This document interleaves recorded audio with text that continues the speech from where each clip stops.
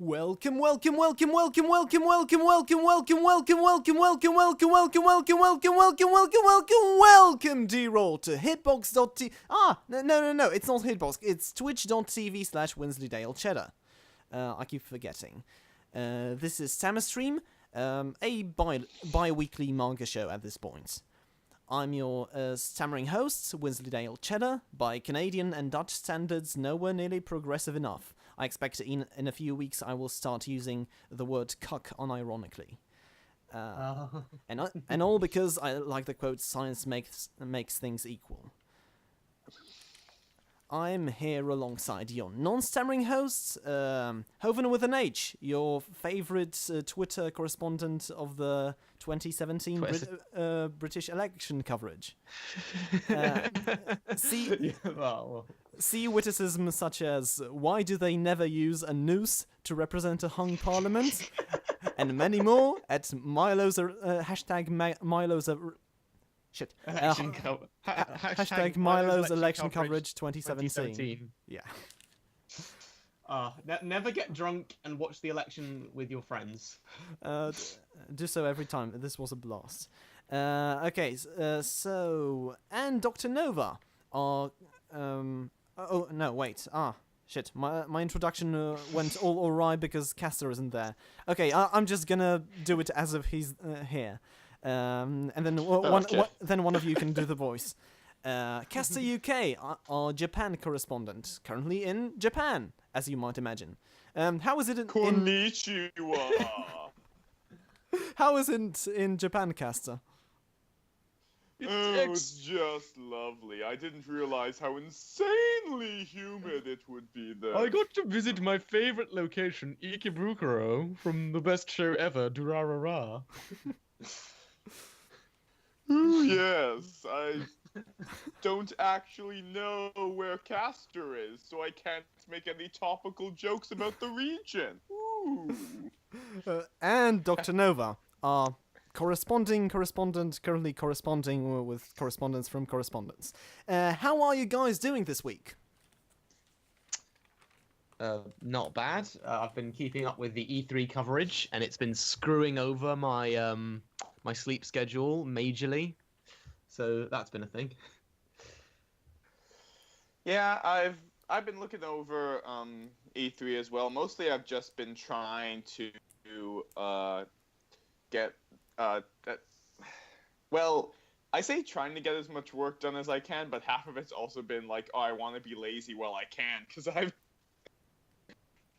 going to be working the whole summer in a summer camp, so it's a weird combination of trying to get a ton of work done and trying to do no work at all, because I want to be lazy while I have the chance. Mm-hmm. Yeah. I think a lot of the consensus is on this year's E3 is that it's a bit skint. There's not been much, which I don't mind personally, because there's always way too many games and not enough time, so it just gives me more time to catch up on games I actually care about. Yeah, the only thing I'm really excited for is the thing that we're not going to get any news of for months, which is apparently there's going to be a big Pokemon RPG style game coming for the Nintendo Switch, which sounds excellent, because I made very clear I'm a huge fan of the Pokemon Mystery Dungeon series. I thought XD and Colosseum, which are divisive games, I think at the very least most people can say they're a welcome departure from the classic series. I think it's also very good considering what huge disappointments the two most recent Pokemon announcements are. Yeah. Didn't one of the games you mentioned introduce the Shadow type? Or the Shadow type? It wasn't a Shadow type. It was kind of like there were Shadow type moves, but what it was is they were Pokemon infected with some sort of Shadow aura. Yeah, that old shtick.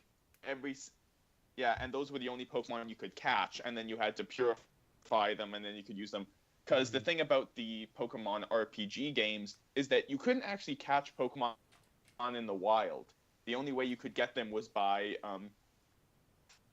freeing, putting in quotes, totally not stealing, them from other people who just happened to have Shadow Pokemon, and then you could take them and purify them so they were normal Pokemon again. I love how the Pokemon universe is really kind of all over the place when it comes to its morals in different series of games. For example, in I'm just wondering how would a Pokemon trainer be treated if they travel to a Fiore or Almia, where you can just catch a Pokemon just to release it later, only for temporary help. It's bizarre. I mean, you know, I love the Pokemon Ranger games. We're probably never going to get another one because the third one didn't sell as well. I never played. I've only actually played the second one. The second one is the best one. Yeah. So that's what goes. Shadows of Alma is excellent. Yeah. Yeah, I don't want to go off on too many Pokemon tangents because we're a little stressed for time today. I will say one thing though: the brand new Mario game that's been announced. I don't understand the graphical choice at all because they've added this thing where they have this, you know. Do you mean the Rabbids one or Odyssey? Odyssey, because they have this new overworld, and it's like, oh, the overworld's like this entire city. I'm like, oh, like a city in the Mushroom Kingdom? No, just like New York. Oh, is that going to be the actual overworld? I think because it's saying like, I haven't been keeping up with any of the coverage of the Nintendo event going on now. So are you just talking about the trailer they released a few months ago? No, I'm talking about some of the stuff they released today, and I could be misinterpreting it. It looks like it's the actual overworld. I'm like, so is it like? But I don't understand the graphical choice. It's like, oh, so are there like Toad people or are there humans that look like Mario? No, just regular people. Oh wow, they really are doing the Sonic. Around. They really are doing the Sonic Adventure thing then. Wow. Well, I mean, on the bright side, there's no shitty OCs that are going to be thrown into this Mario game apparently. But I just don't understand the graphical choice of doing like. Do we want to set it in the Mushroom Kingdom? No. Do we want to have people who look like Mario, Luigi, and Peach? No. Like, it's just such beautiful contrast. And you really confused me for a second there, because, like, the way you're saying Mario, it sounds like Mario. I'm like, oh, is it a game set in JoJo's Part 4? Oh, God, there was a character named that, wasn't there? No, the town is called Morio.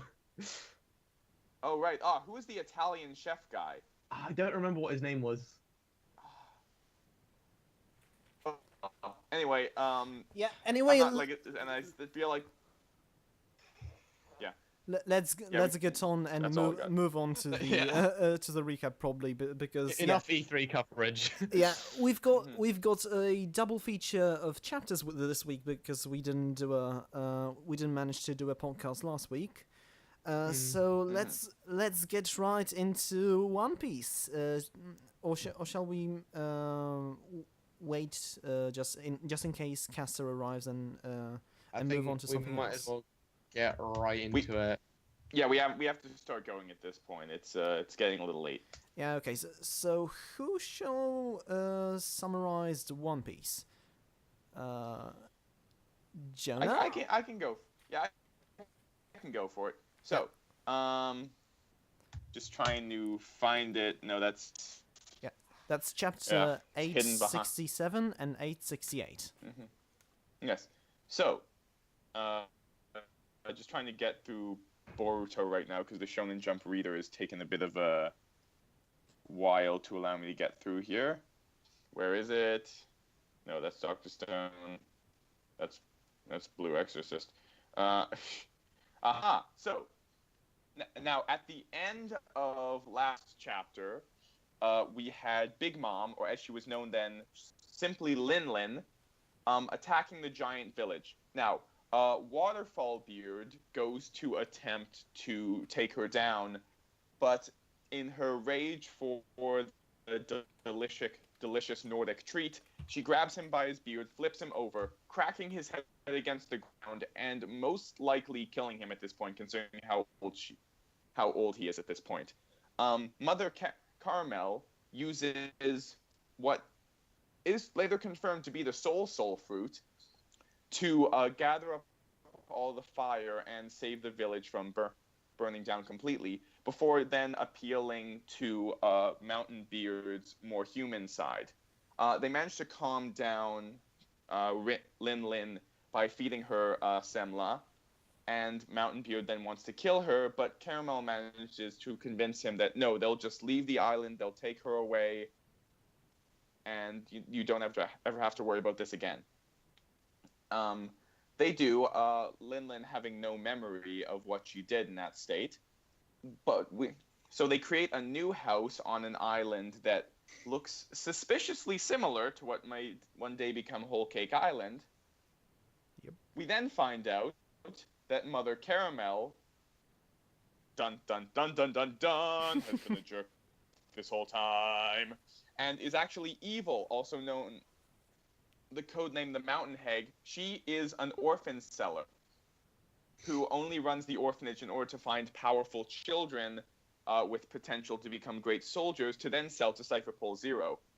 Lin Lin continues to have a happy life, unaware that Mother Caramel plans to sell her to the Navy, until her 6th birthday, when they give her a big birthday cake, which is really just a pile of semla.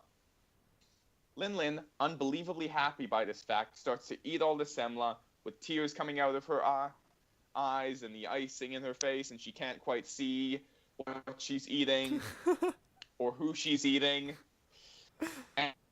And by the time she's done, she looks to find that she's eaten multiple parts of the table, and for some reason, all the kids are gone, and so is Mother Caramel, leaving just a shawl on the floor and bits of table and wood. She looks around to find that they're not there at all, and we cut back to the present very briefly, where we see her crying, wondering where Mother Caramel went. Now, moving on to the next chapter, we get, for those who were wondering, well, maybe something different happened, and she didn't just eat all the other kids at the orphanage and Mother Caramel. Nope. Right at the beginning of the next chapter, we realize that she did do this because there were witnesses. One giant, a warrior from Elbath, who immediately goes back to tell the island what happened.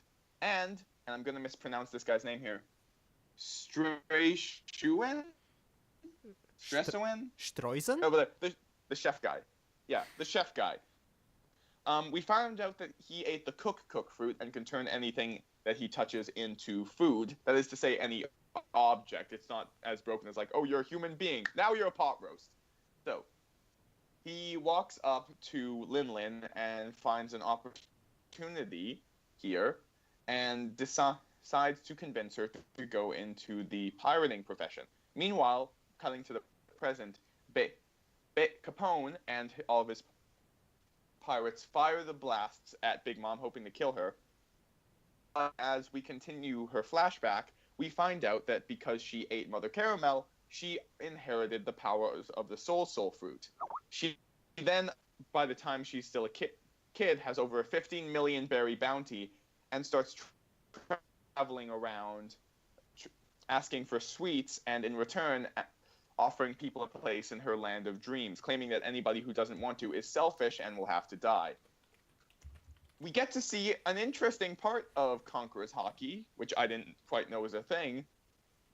It explodes the projectiles that were headed towards her. So the plan fails entirely. Katakuri uses his fruit to create earplugs, and they all try to escape in the mirror, but the mirror also shatters due to her screaming. So Capone then turns into a full castle man in an attempt to fight them off and secure an escape. The reaction faces were just amazing at the end. Yes. Oh yeah. As everything just goes completely tits up. Also, hey, Kastor. So, Hey, Welcome to the call, Kastor.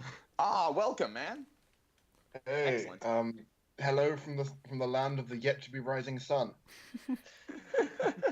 Yeah, jet lag is both my friend and not my friend at this point, because I'm currently in Japan and it's 20 to 2 in the morning, which I thought I'd be up and awake for.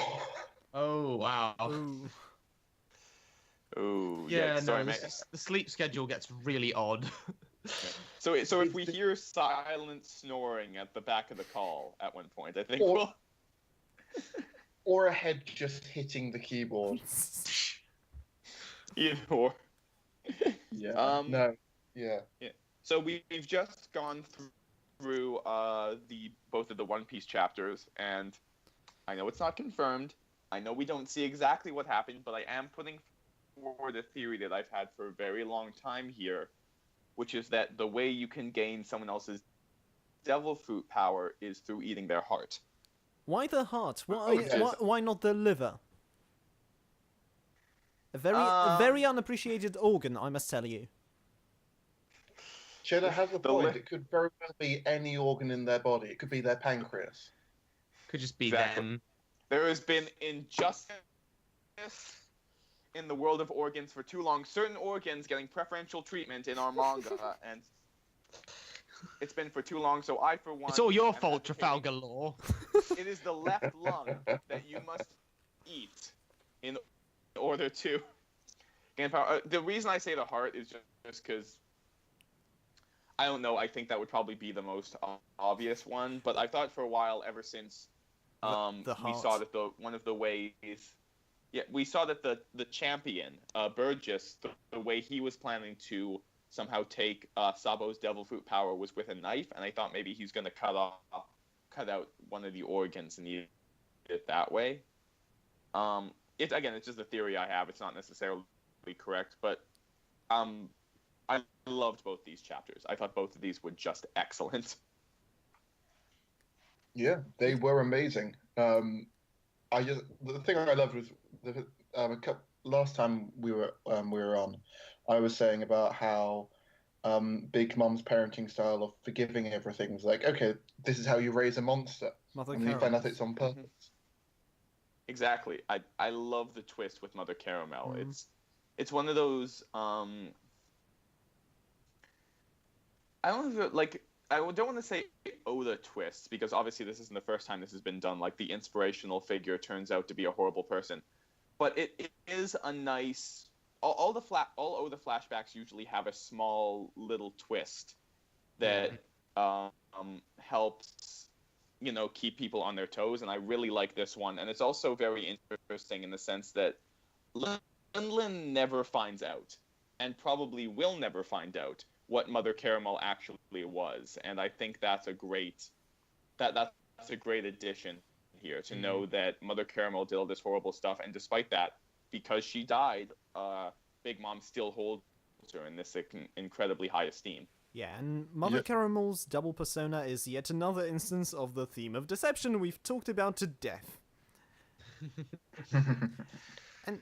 And yeah, the first time I read it, I was like, okay, did they drug her and then run away? But why would Mother Caramel? Oh, okay. So it took me a few seconds to realize it, but then it hit me hard. It was very much a blink and you'll miss it kind of swerve to me. Yeah, and I blinked and went completely the entire way the first time. Because the moment they were just like doing, oh look, happy childhood. Oh look, cipher pole flags. Oh, I guess Mother Caramel was wanted by the world government and was only alive because she was had the protection of Elbaf. Lin killed her mother inadvertently. Oh no, she actually killed her mother. Also, Yeah. Oh dear. Also, fucking Streusen.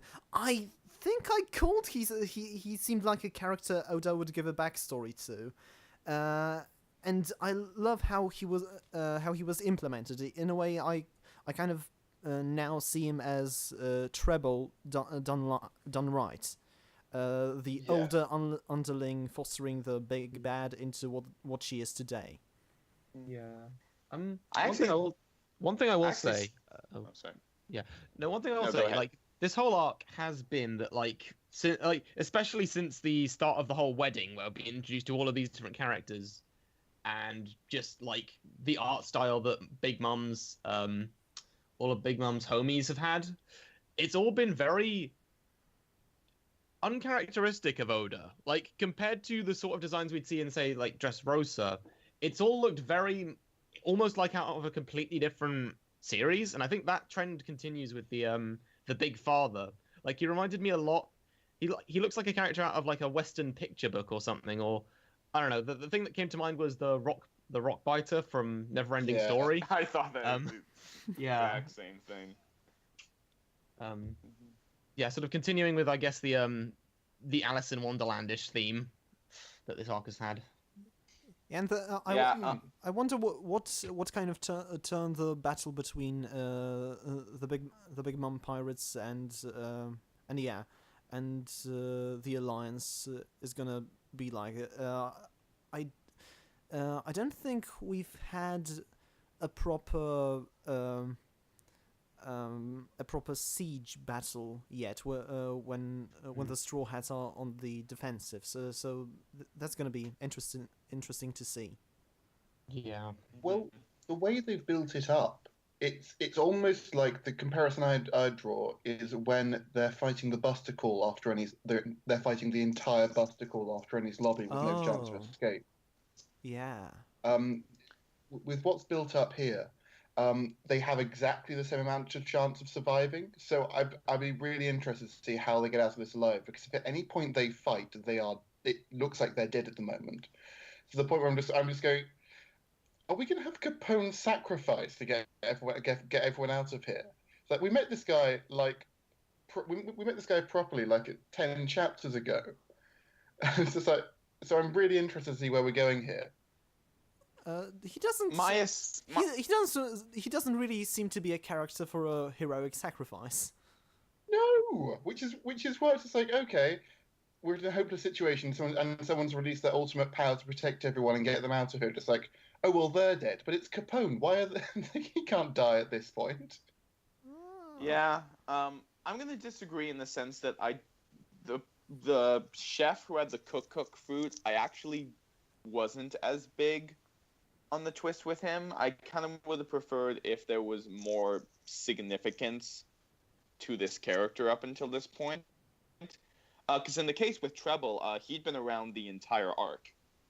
But this character's only really shown up very sparsely, and like we saw him when he was making the cake, but it's not like we saw him at all before then.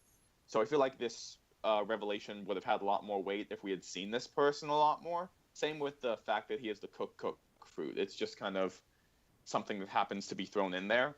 I don't agree, because the very fact that he is a cook and that he possesses this power makes it believable how he kind of had Big Mom under control. Yes.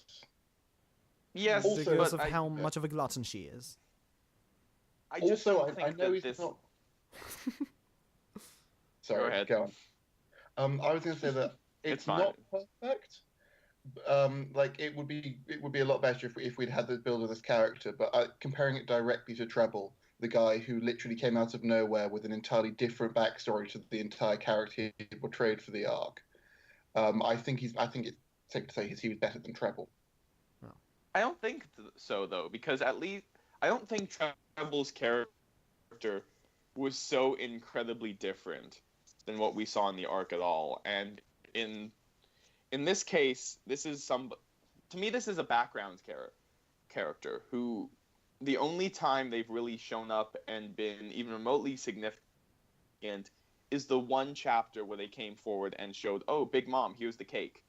So to find out that, oh yeah, that guy has, this big significant to Big Mom's past, it would have been more interesting if they had shown up more frequently, and there were so many opportunities to do so. There were so many times where the Big Mom pirates were having meetings, or Big Mom was talking to a certain character, and you could have just had him there. You don't need to have him maybe be integral to the conversation, but maybe have him lead the meeting with all of Big Mom's children discussing the plans for the wedding.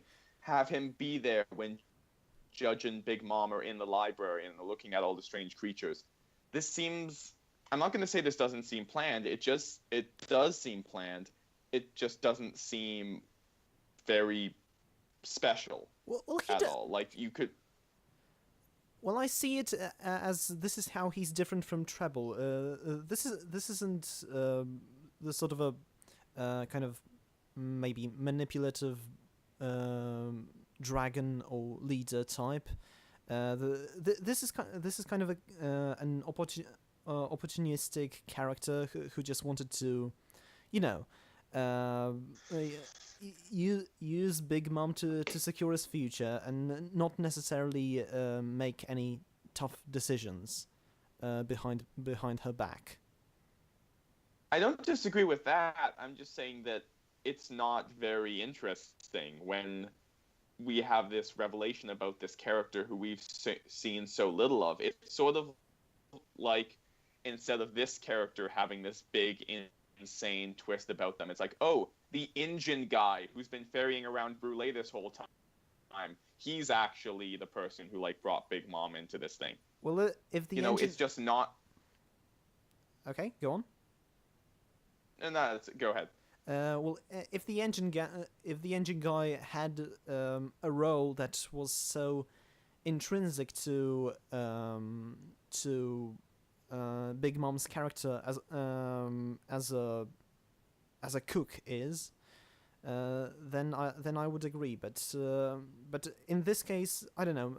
I guess it's really subjective, so we'll have to agree to disagree. But when Streusen was introduced, he just really embedded himself into my memory. So out of all the characters, he kind of stood out to me. Yeah, and it is perfectly subjective in this case. My only issue is that I fully agree that, okay, this is Big Mom's head chef. This is the guy who's making the cake. He looks very old.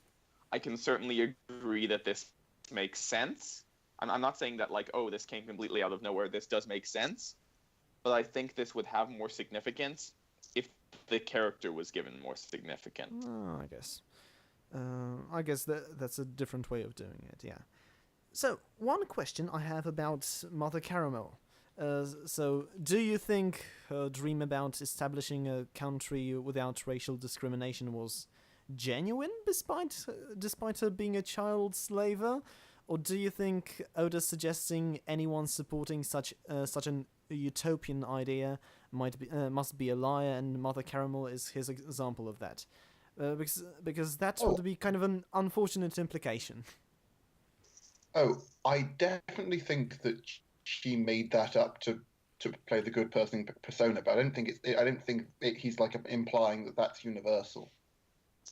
Right. Yeah, and it's also hard to debate the motivations of a character who we're never gonna see again because they got eaten. So there's not much left to flush out. Yeah, well, there's not much to flush it out. Like, I don't think we're gonna have a Mother Caramel flashback later on, but I think that she probably didn't believe it. It was just something she was saying for the persona, and I also don't necessarily think that Oda's making kind of commentary, because I feel like every single leader of a country we've seen has had that same dream, like Iceberg, Vivi, Dalton. I feel like they've all had this to some degree. Well, Kastor, this is an Attack on Titan. Take a look at the cover page this week. Not the cover page, the cover image I've made. Yeah, I saw that. That's terrifying. Oh, yes. I still need to work on the shading, but yeah. To move toward the end here, I'm actually a little bit torn on Capone's final transformation, because I like it in theory, and I think the idea of him turning into this big castle person, that is cool. I guess I'm not as big on the design, if only for the fact that, like, I've seen Oda do stuff like this that's a little cooler looking, but that's extremely subjective. So I think that's a pretty cool design, but I think it looks neat. I'm just wondering, will it even stand a chance against the three Sweet Commanders? But because who knows? Is it a reliable technique enough to kind of allow my them guess to defend themselves? My guess is that they're going to get inside it, and then the people from the allied lot are going to be sort of attacking from within or on top of it to push a way through. Yeah. Unless this power is the ultimate defense power in One Piece, everyone's already dead. So it's obviously gonna have to have a really powerful power to get them out of this. Either way, I'm hoping for a something siege else battle. I that- love siege battles. Yeah. I'm definitely hoping for a siege battle. The thing I would like to happen, because it would be the smart thing, but probably won't happen, is that Capone's gonna say, "Oh, obviously I carried another mirror inside me, so we could still escape." Oh. Which would probably be the smart. But I feel like that's probably not it, because I'm not sure if Capone would intentionally make a backup plan that he himself had no way of escaping through. Sacrifice. He doesn't seem like the type who'd sacrifice himself. Yeah. So that would be the smart backup plan to have, is saying like, "Oh, I've hidden more mirrors inside myself that we can still use to escape." But I'm not quite sure that's what they're going with here. Though I do adore the fact that his cigar turns into a smokestack. I think that's amazing. That's so funny to me. Yeah. All right. Shall we move on to Fairy Tail? Yeah. Yep. Let me get out my notes. Yep. So that's Fairy Tail chapter 537. Yeah, 537, The Power of Life, and 538, When the Flames Die.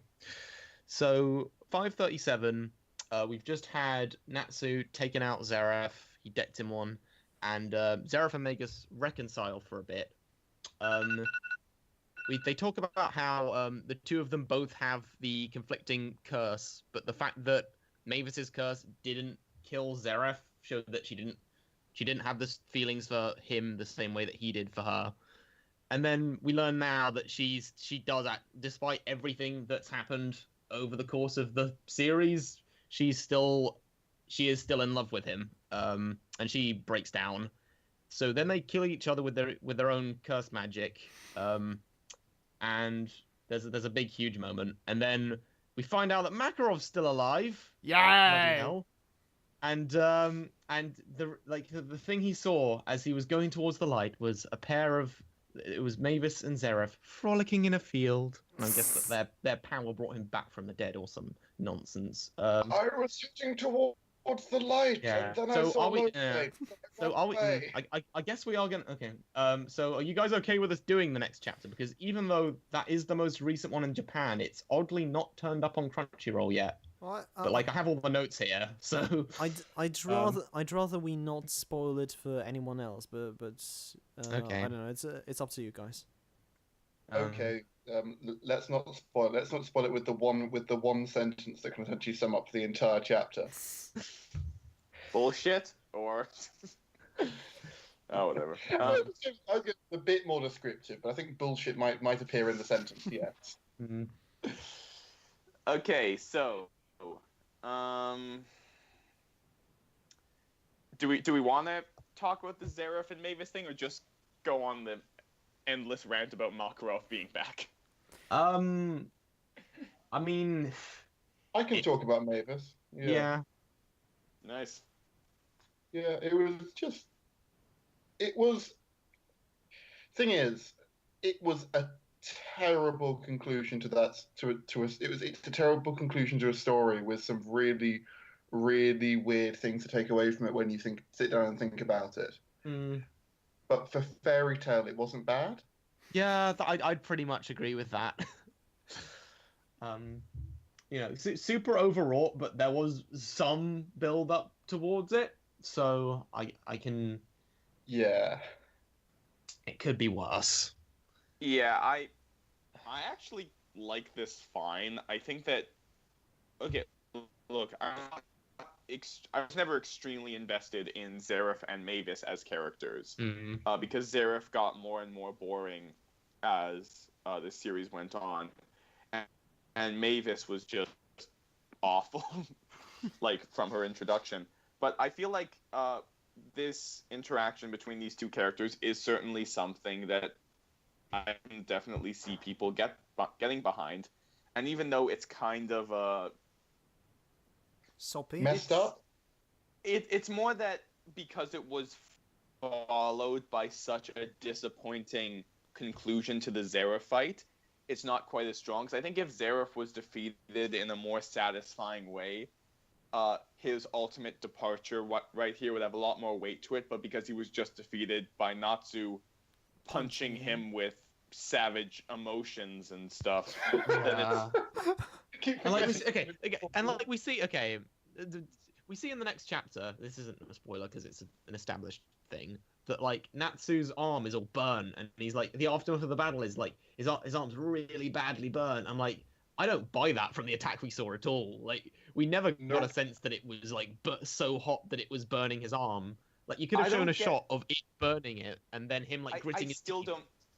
I still don't understand how Natsu's fire works. It's like, oh, I can burn up clothes and also melt stone with the same fire. But humans are like okay, and no one's even getting like hot or that. But I don't get how Natsu's fire works. Also, his purple his purple fire is sticky. Guys, simple explanation. So I can't harp too much on the dynamic, if only for the fact that, like, I guess it was never explained how it worked. So I can't really say it doesn't make sense. No, I think just the problem I have with it is that we're meant to buy that this was a bigger attack than anything, and that it actually left him injured, but that was never really conveyed during the actual attack. Like, there was no reaction panel to show that. I don't get how this punch was more powerful. I don't get how this punch was more powerful than the punch that like blew a hole in the back of the guild and sent a giant flaming death beam 15 miles. I just quite like the entire way this is written is essentially implying that there was this massive struggle, and battle between Natsu and Zeref, and nothing. The entire universe is convinced it happened, but Hero couldn't be bothered to draw it. Speaking of things that everyone was totally convinced that had happened.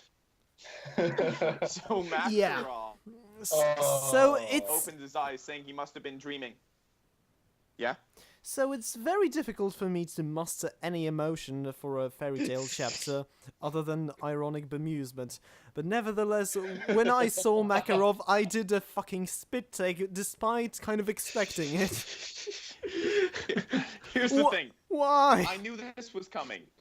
Everyone knew this was coming. There's even the most hardcore fairy tale fans who are invested in every single chapter, even they knew that there was no fucking way that this guy wasn't coming back. That said, and one of my friends said like, oh, well, did you want a better explanation? I wanted an explanation, at the very least, because I don't understand how there was any connection between Zeref and Mavis going on to the afterlife and Makarov somehow coming back. Yeah, Makarov was not killed by Zeref or Mavis. It's just amazing, like, the sheer lack of consequences this series has. It's like, so Makarov sacrifices himself for an attack that didn't need to happen. Like, characters were telling him, we have plans, but no, I gotta do this. And then gets brought back to life. Like, an attack that defeated nobody important, by the way. He took out a bunch of foot soldiers. Yeah. And, like, it's just the same, like, you know, Mavis was introduced as, like, this dead figure from Fairy Tale's past. Immediately, her ghost is just, like, pootling around like, you know, nothing, and then dies at the end anyway. It's like, yeah. You know what, Jonah... okay, sorry. Mm-hmm. Sorry, Milo, continue. No, I was pretty much done. Okay, so Jonah, you're saying that you require an explanation. I don't care about any explanation. I just want this character to die. Why did he have to come back to life? What did we gain by it? Nothing. You've teased his death. Fairy tale. Fairy tale means love.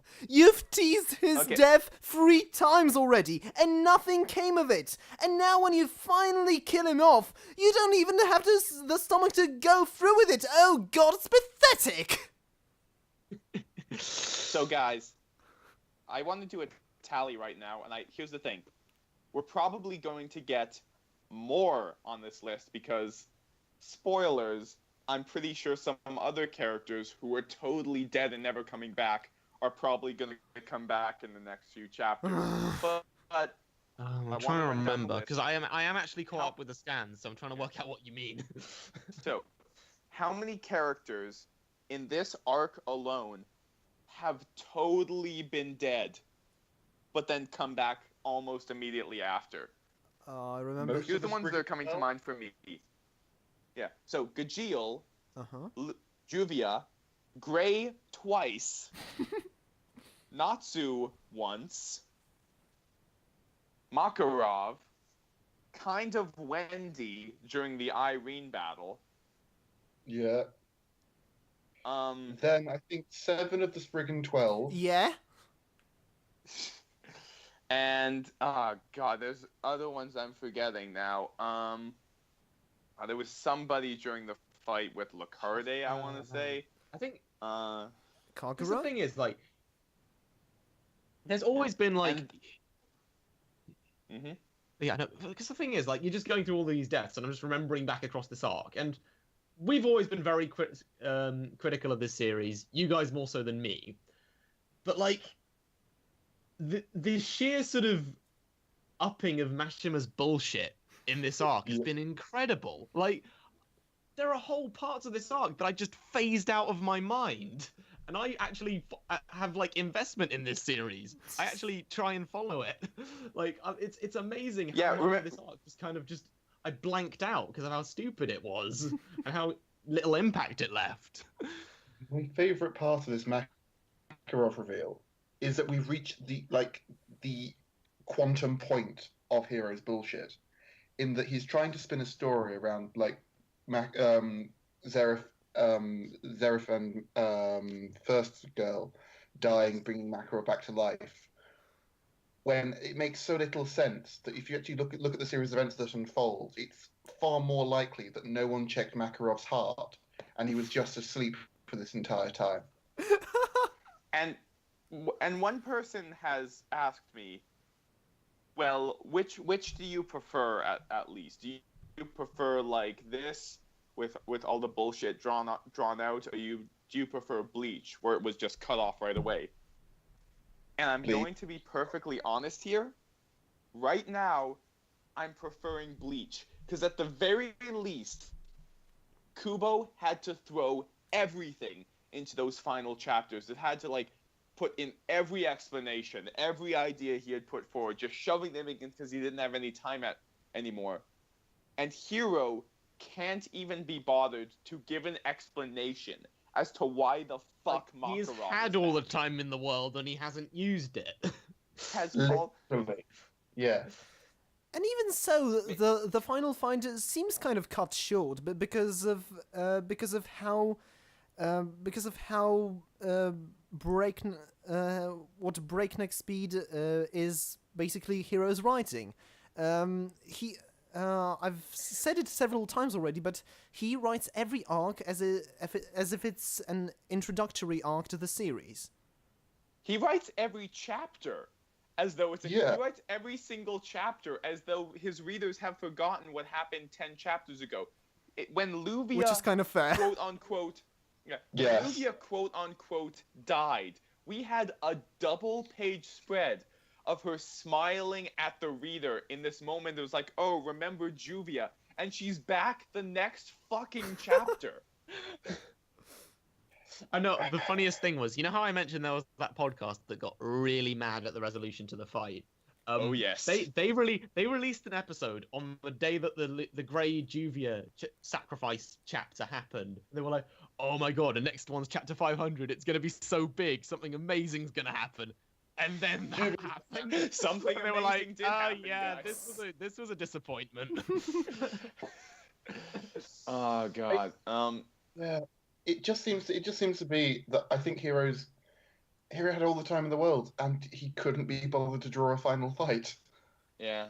We're probably gonna have to move on. We have a lot of stuff Yeah. to get through this week, but I want to say, because I know that we're very negative on this series a lot of the time. I want to say I don't think that everything in this chapter was bad. I fully acknowledge, if you love Mavis and you love Zeref, I can absolutely see how this conclusion for them can be very, very rewarding for you. I can see that the there whole- is. the whole- as, I can see how it like, can be okay. rewarding. I yeah, really like can. as like the whole like dramatic contrast of her going, I hate you, I want you to die, and then like the last thing is, I want you to die. Then you see her speech thought bubble going, I don't want you to die. I could see that hitting an emotional chord with someone. Yeah, and that yes, works fine. there's the unfortunate connotation about like, oh, the male love interest has done all these horrible things over and over and over again, but the female love interest forgives him because she just loves him so much. Yes, there's very uncomfortable connotations to that. But if this had been a chapter on its own, I don't think we would have talked as long about it and ranted as hard. I think it's just the way the Makarov thing was executed that I think all of us can fully agree just broke us a little bit. It's like it was the middle of the night. Most of my friends don't even read fairy tales, so they had no idea what I was on about. I just tweeted in like all capitals, "Oh fuck off!" Hashtag fairy tale. I just started laughing. And like Wensleydale knew what I was talking about. I just started laughing. Yeah. I read this chapter, and then I was just like laughing in my room like I was the Joker at the end of Mask of the Phantasm, just screaming out in like mirth at like the death of any faith I have in this series anymore. I did the same as you, Milo, except I didn't tweet it out. I just vented it to Kastor. All right. Can I admit the first time I read through it, I got to the page of Makarov coming back to life and just like, well, that's the chapter over, and just didn't realize there was more to the chapter. It was just like, well, this was bullshit. Stopped. Well, so Food Wars. Food Wars, Right, yeah. Food Wars. That's chapter 217 and 218, aka the chapter where we finally find out how the Elite Eight works. Mm-hmm. Is this me again? Yeah. All right. So,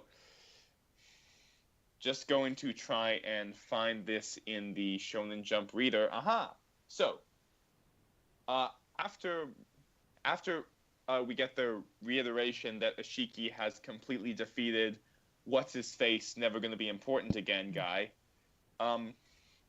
the judges compliment the ingredients that the Polar Star dorm students have made and say how now, above all else, they're going to make absolutely sure that they have fair judgment because they're starting to see the potential in the resistance.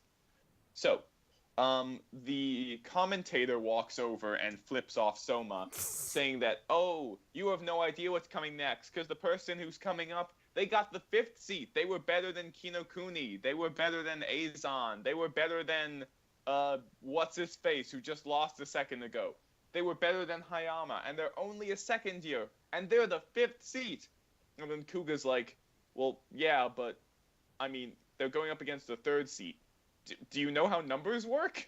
And then we cut over to see that she's already been defeated. I'm not going to say her name and her facts. I don't care. Well, maybe she'll come back if this series keeps going, but it doesn't really matter that Disposable much. McJobber. Also Kaburagi. Baseball cap Mick doesn't like cigarettes. And so Megashima says, like, well, I fulfilled my end of the bargain. And then Soma's like, yeah.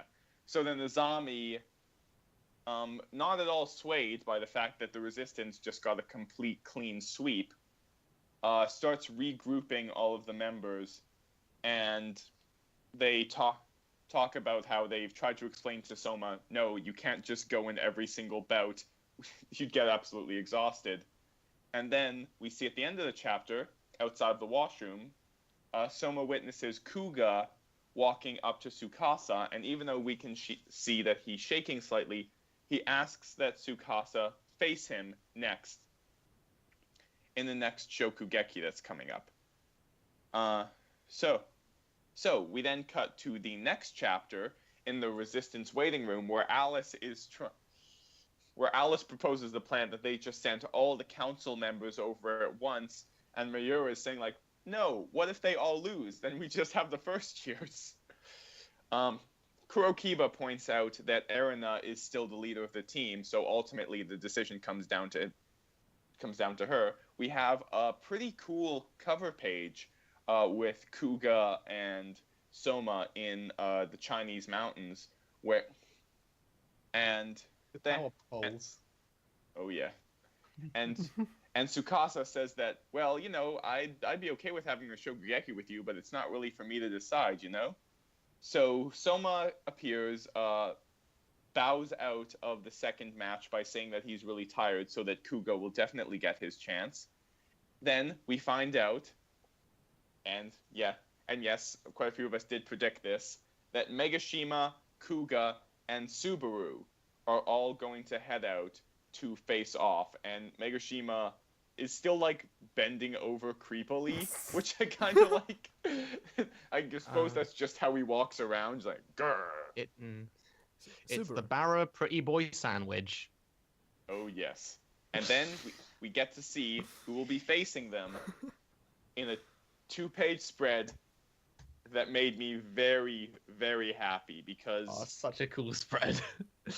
because the first bout of this tournament, and I want to point out this is subjective, has not been as excellent as we've gotten from Food Wars in the past, because for the most part, we haven't really felt the competition, because we knew Souma couldn't lose in the first round, and the second we found out that Ishiki's opponent was, just there to be defeated, obviously they just got defeated. Then the last chapter we found out that we don't even get to see the third match. But here, we get to see Rindo, Tsukasa, and Somei Saito. 3 of, in my mind, the 3 most interesting members of the council, at least in the sense that we haven't seen Rindo and Saito's specialty, whereas we have seen Momo's, and I'm very interested to see how Pastry will play into this later. But we have 3 of the strongest members of the council going up here, and the matches here I think are great. I love Rindo versus Megashima. I love Subaru versus Saito. And okay, yeah, I called it. I think everyone called it this was going to happen. I love Kuga versus Tsukasa, and I love the build-up that we're getting to it, because we already have members of the audience saying that, oh, there's no way Kuga's going to win, right? I mean, he's going up against the 3rd year, and he was just the 8th seed. He's totally going to get beat, which is building up. Ultimately, yeah, I agree with the audience. I don't think Kuga's going to beat Tsukasa here. Oh. But I like the fact that the audience is already so against him in this case, but he's not shaken. He's still thinking yeah, I'm gonna take them down somehow. And this is what I've been waiting for so long in Shokugeki no Soma, and I'm beyond excited. Yeah, this is the first fight matchup of this whole arc that I've really been into. Especially since I've been waiting for them to do something to actually show off what Rindo can do for ages. Because I fucking love Rindo. She's my favorite. She's my favorite one of the Elite 10. She's really funny, has a real sort of presence to her. So I hope they really deliver on her. Milo, you can just say best girl. It's all right. Oh, best girl, yeah. Hell no, Alice is best girl. She's quite second. Yo, what's up? Okay, so not gonna lie, I didn't go into this arc with very high expectations, but these breather chapters made me kind of pumped for the match between Tsukasa and Kuga. I know he's going to be the jobber for this turn, and as are probably Megishima and Subaru, because we kind of have to have some victories for the main characters. But man, I can see the duel in particular getting some cool emotional stakes. So yeah. Which is what I like quite a bit here, is that what was missing from the first round, it did exist between Ashiki and Nene, but they weren't facing each other. What was missing there, for what exists here, is personal relationships. The relationship between Kuga and Tsukasa has been built up ever since Kuga showed up. Even though we haven't seen much of Megashima, he was the 3rd seed and Rindo's the 2nd seed.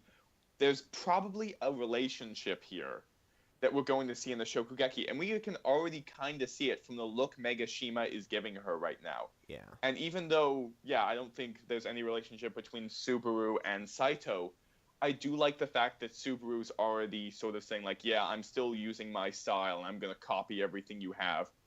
And Saito isn't shaken by it at all. He's just like, oh, okay, you're the one who's been copying me. Okay, I'm deliberately going to ask you to fight me then, because that's kind of funny. This is great. Yeah. So, and we find out how exactly the new members of the Elite Eight got into the ranks. Even though Kaburagi being beaten off panel was a bit of a waste, since I would have liked to seen at least Magishima's style a bit. Mm. But yeah, that must mean that Hayama must have beaten Erina in a fight, in a Shokugeki.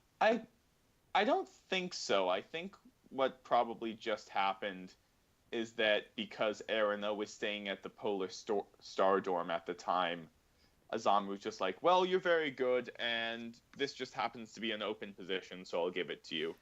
Was it an open position, though? Wouldn't then Erina get the 9th seed, and wouldn't Hayama get the 10th? It could be that Azami just wasn't willing to like give Erina a promotion while she wasn't like completely under his thumb.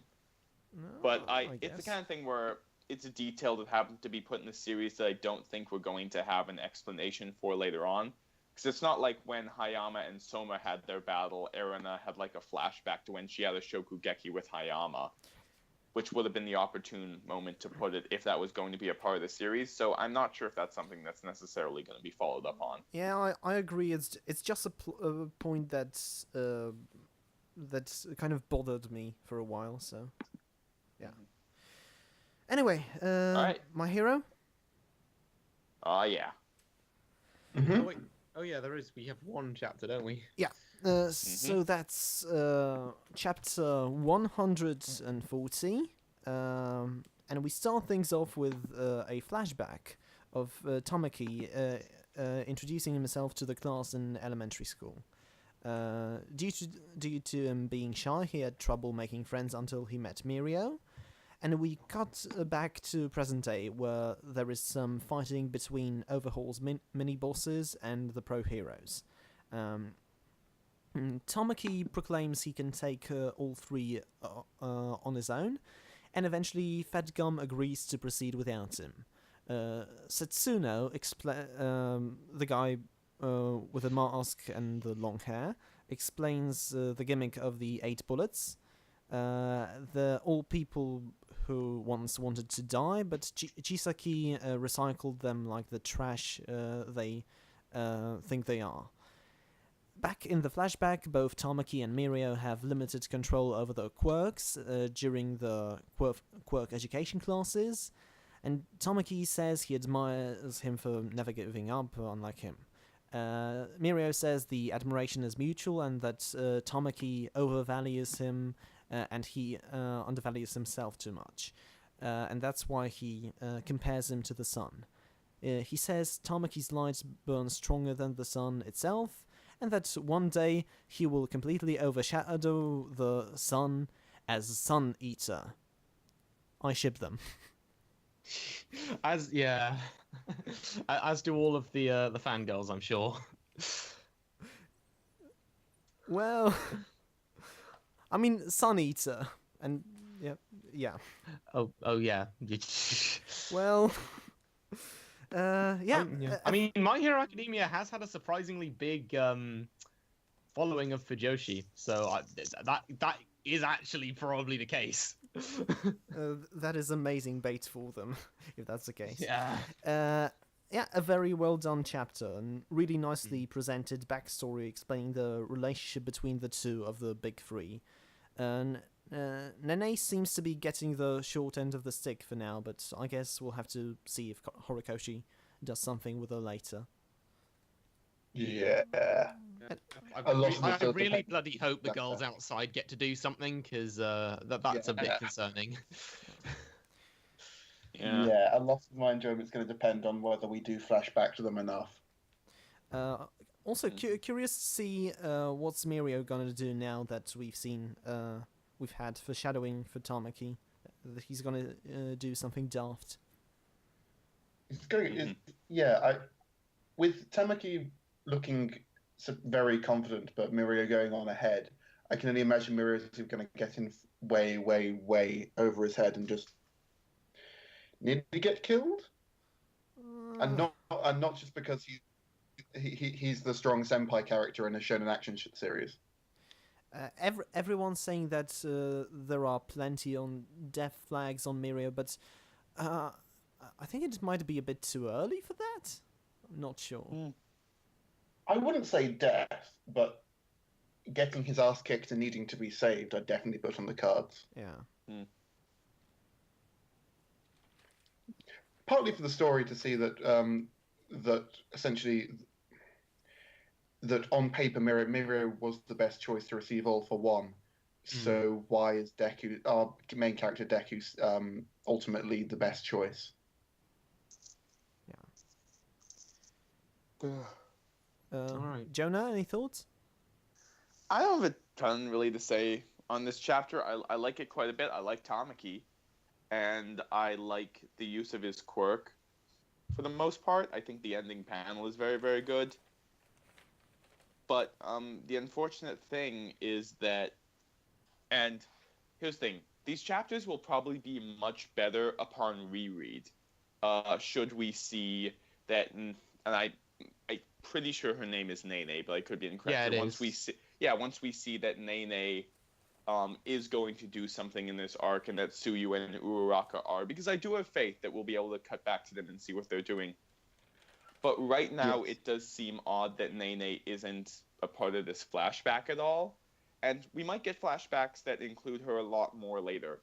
But these chapters right now are kind of being marred by the fact that there's just that fact hanging over our heads right now of like, wow, we left all the female characters outside and we haven't cut back to them yet. And next week we could.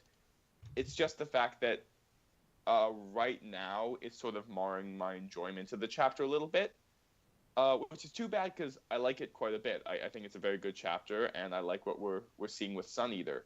But I think I'll probably have to reread this chapter later on once I know that Nene and Tsuyu and Uraraka are going to get to do things in these arcs. Yeah. Because I think then I'll enjoy it a lot more. Yeah. I sort of had the same reaction, but for a different reason. I thought the fight was cool. I'm not a fan of how a lot of the fights are being, the fights are being set up in this arc in My Hero. I really like the one-on-one fights between the underdogs of Class A and actual villains. But so far, every time we've had a fight between a pro and a group of villains, it's always felt a bit like, unless it was like Isaiah taking on the entire group that invaded the very first time, or All Might defeating everyone at once. It's always felt a bit like, I slightly feel bad for the villains at this point. There's no way they can possibly win. Well, maybe someone will have to back up Tamaki, and maybe it'll be Tsuyu and Uraraka. Maybe, but Maybe. That's when there's. I wish I had more to say on this chapter. I mean, partially I don't because we have so much manga to get through this week. Yeah. So Black Clover. Yes. Yeah, definitely. This will be my cue to check out all of the Nintendo E3 coverage. All right. See you in 15 minutes, I guess. Yeah. See ya, man. 15 might be short, but 15 might be too long with these chapters. That's true. Okay. So, chapters, I think it's 112, 113? Yes. Yeah. So, every named Magic Knight of the Clover Kingdom we've heard of so far turns up for the magic exams. No, sorry, not magic exams. This isn't Naruto. What are we calling this? The Magic Knight exams? I did the fighty thing. Royal Guard thing. Royal Guard They're fight. totally not tuning exams. Got it. Punch each other. Be good. Okay.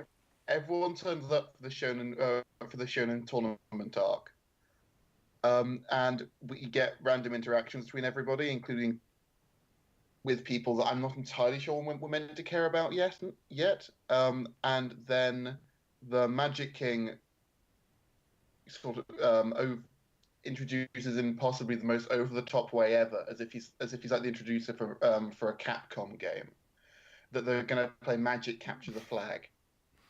And then the third member of Asta's team turns up and he's a douche. Chapter 113. Asta's teammate is a douche for the entire chapter and shits on everyone's dreams with currently no repercussions at all. Then they start the first match and get shot at. And the guy falls asleep. I know I'm tired, but nothing happens in these chapters. Nothing. So Not I complaining didn't. the last few weeks, but nothing happens. So I didn't think I'd be the one to defend Black Clover this week, but it looks like doing that. I actually like these two chapters okay. In the first case, I actually like this new character quite a bit. I think this is a really interesting energy to have in the Magic Knights. My problems with the first chapter, though, mostly just stem from who actually showed up. Because I'm under the impression, okay, yeah, it's not like you have to come here. I guess it's just by invitation. Maybe it's by invitation, maybe it's by volunteer. But Charmy isn't here, Vanessa isn't here, Gauche isn't here, Gray isn't here, Gordon isn't here. And I think that's all a bit of a drag. Frankly, I'd prefer if they were here too, but maybe it's just a question of how many characters the writer feels comfortable looking over this tournament. I'm a bit bummed Mimosa is with Asta, because Mimosa was an interesting character. Huh? Because she has no character? Yes, because she has no character when she's around Asta, and she's just like the ultra, like, oh no, Doki Doki, like, oh, Asta-kun, or stuff like that, which is just remarkably boring and also not that interesting, because we have at least 4 other characters who but also she have has this plant reaction. powers. She has plant powers, Jonah. She doesn't have plant powers. She just heals stuff and uses If she actually had plant powers, that'd be badass. But she just wraps vines around shit and heals it. So it's like seeing Hinata just traded straight out of Naruto. It's just like, there is no reason for you to be here apart from to be the Moe character. Yeah. And here's the thing. I like some of these team competitions. I think pairing Yuno with Noelle, that could be kind of cool. We have a character with no personality with a character with an abundance. That could be kind of cool. I think Luck and Klaus is a hilarious combination. Solid and that Golden Dawn guy who hates Yuno, I think this is an odd competition. I'm not sure why just Solid is here, because I'm pretty sure Noelle also has an older sister, so I'm not sure why she didn't feel like coming. But, I mean, there are quite a few characters I could go through, like, why aren't they here? That's odd. I don't quite I guess it's sort of... Okay, I apologize for the Naruto comparison, but here comes the Naruto comparison. Well, my phone fell. Here comes the Naruto comparison. So, in the Chunin exams, the reason this was a tournament, like an elimination tournament, was mostly for the fact that it was also a spectator sport. Who actually won the Chunin exams didn't matter. It was just about who showed enough prowess and enough skill and enough brains to become a Chunin. That's who managed to pass. In this case, they still say battle wins and losses won't directly affect whether you pass or fail. That's it. The more you win, the more you'll be able to show your true skills. And that makes sense.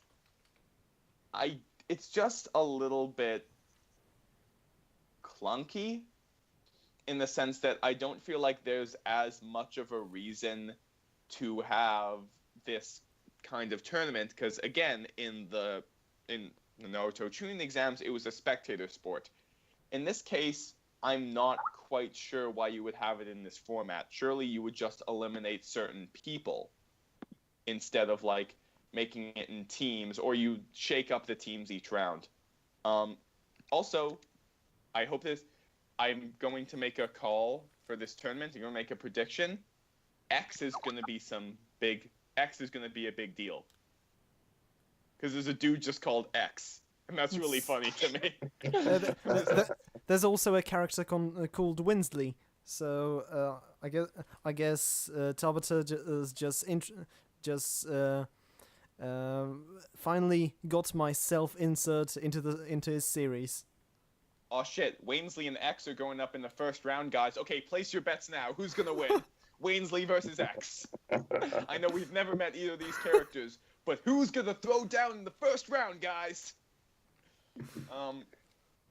Yeah, the most there are some really interesting additions to this. Most notably, the fact that, I mean, obviously Solid and Noel are gonna go up against each other in the first round.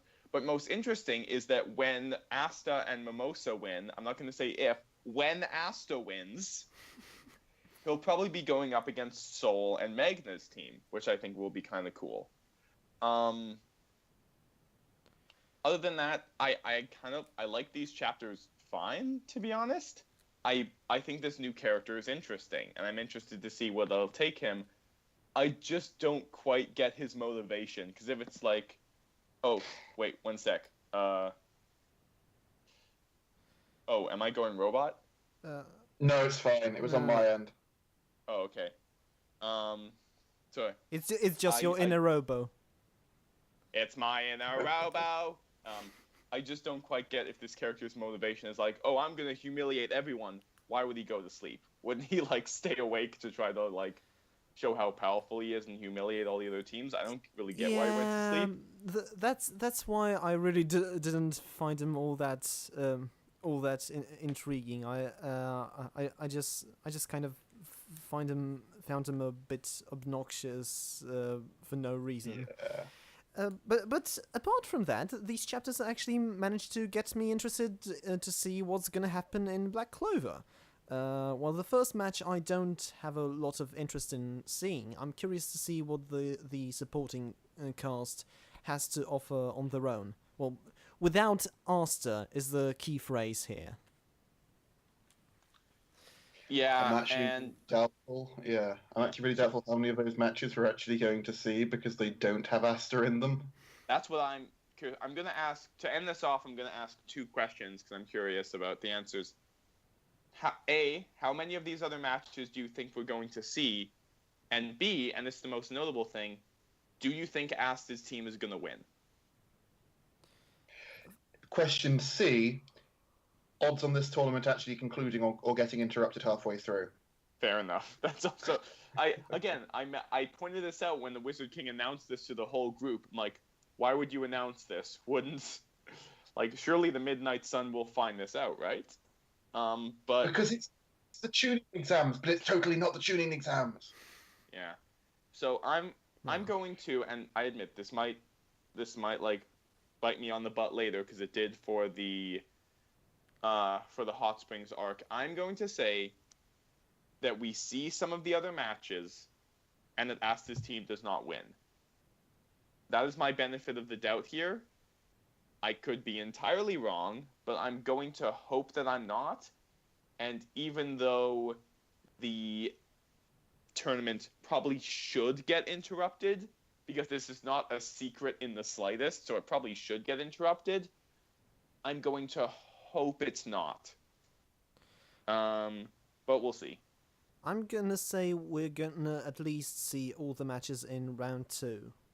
And then maybe the tournament gets interrupted.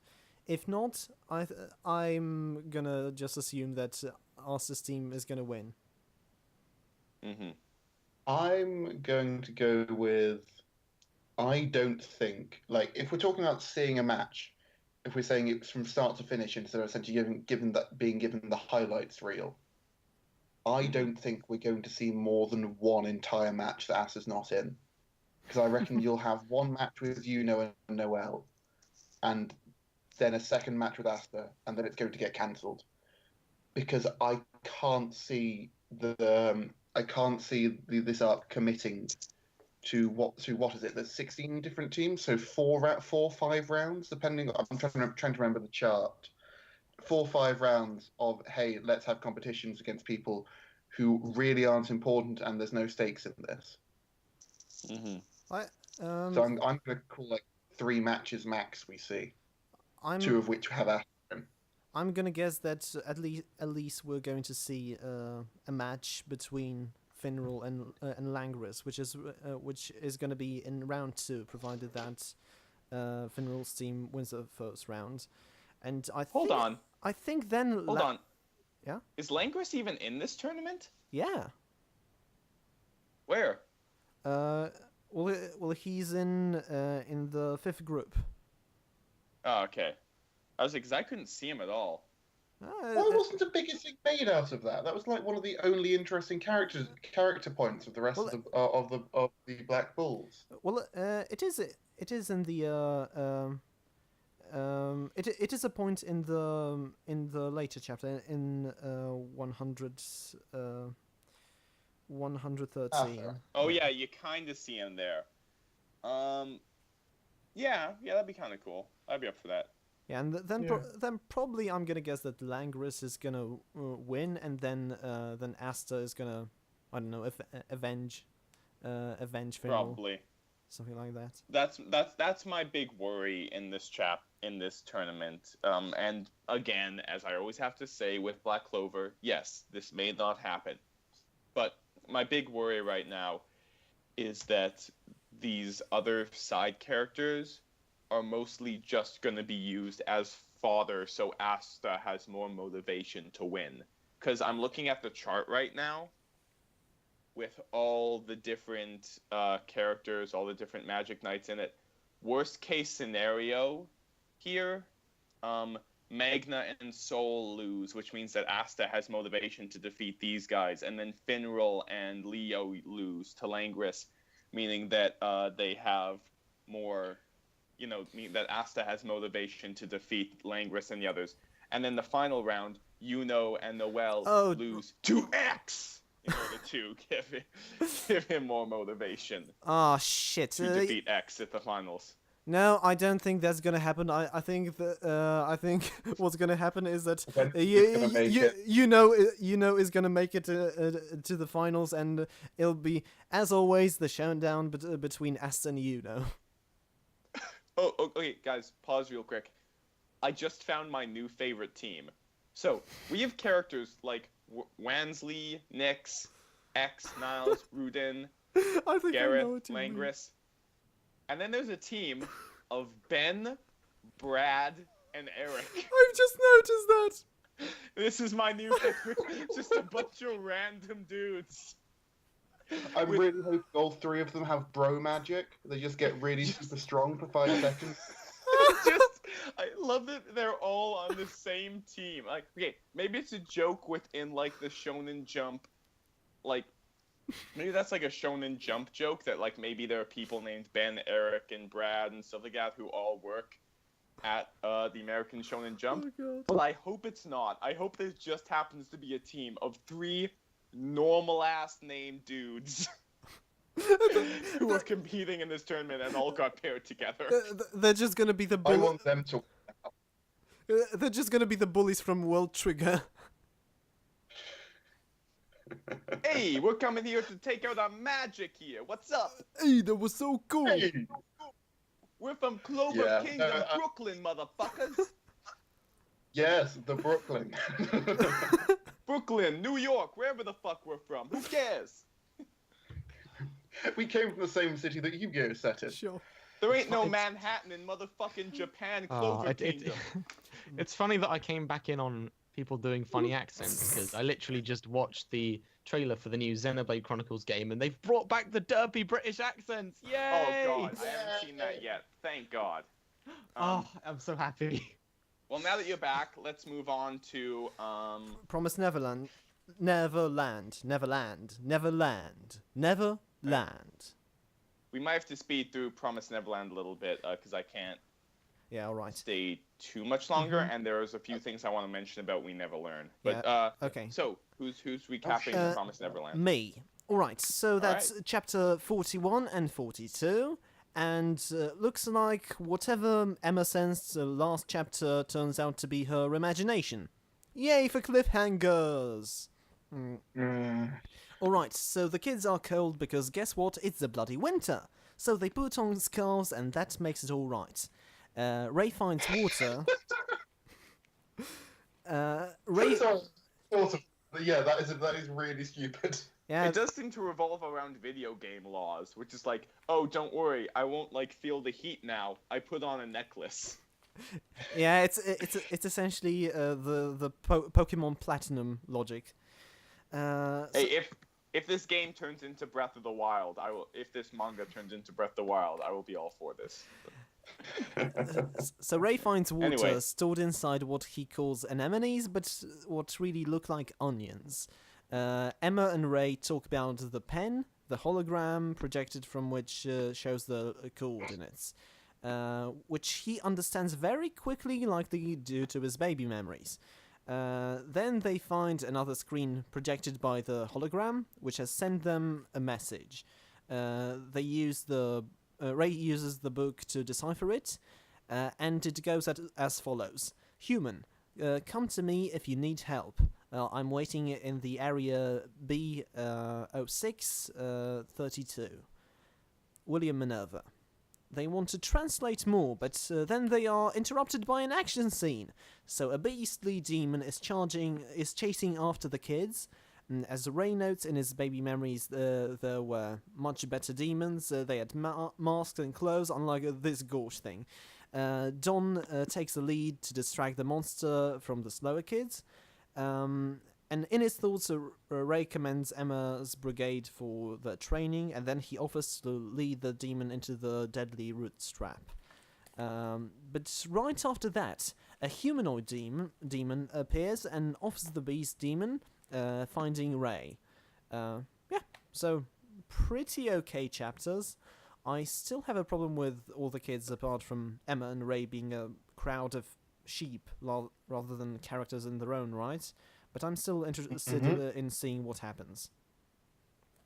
Darling Gilda did get a little extra in this chapter, though. They did get a little bit more of a push forward, which I like. A bit, but I guess I'd like to see the team maybe separate into smaller groups in a little while, just to get how they individually function. Yeah. I do like the fact that they kill the rabid demon with a motherfucking sword. I think that's pretty badass. He just has a sword that he chops his head off with. I'm kind of noticing, even if they are geniuses, everything's kind of these kids kind of get things too quickly. In particular, Ray immediately knowing how the pen works and never really explaining how he figured that out. I don't know, maybe I'm the daft one for not getting it, but it seems like Kayoshi Rai's writing smarter characters. It's basically the trap of the author writing smarter characters than they themselves are. It kind of seems to. Yeah, I'm always in favour of, if you're writing a smart character, you've got to show they're smart, and that's generally by essentially anything they work out the audience could have worked out, but they didn't take the time to. And at the moment, we're getting a lot of, oh, look, this book, which the audience has never read, said this, therefore I've gotten this right. And oh look, I've just figured this out. Have you given any clues to how you figured this out? No, I pulled it literally out of my arse right now. So yeah, I'm not a great fan of Promised Neverland at the moment. It's not bad. It's just it's kind of lost anything. It's kind of lost a hook for me since we left the farm. Yeah, it's not bad. It's not bad. It's pretty good, to be honest, and I like it quite a bit.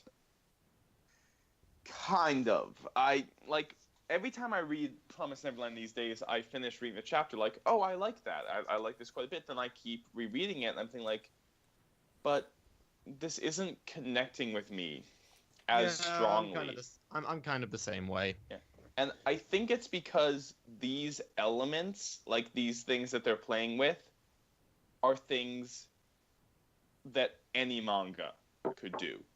Like any manga could be like, oh, we're being chased by a wild beast, and then the way that they figure out how to get away from it is not that overly creative. It's like, oh, we split up, oh, we trap it, oh, maybe it falls into like the hole with all the vines and stuff.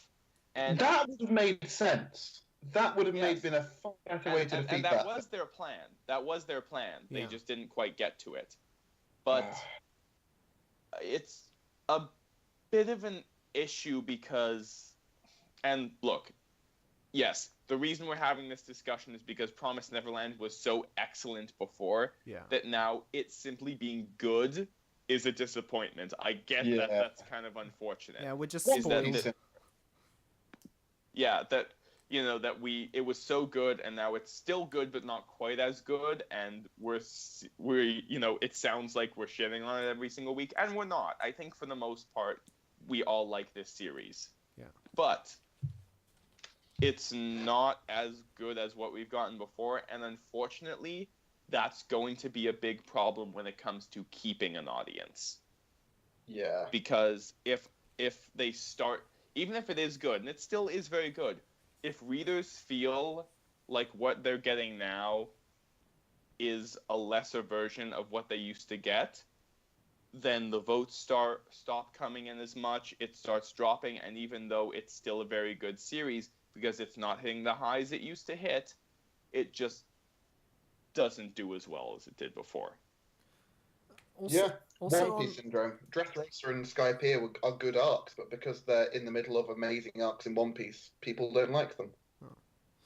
Also, I think in the case of go on.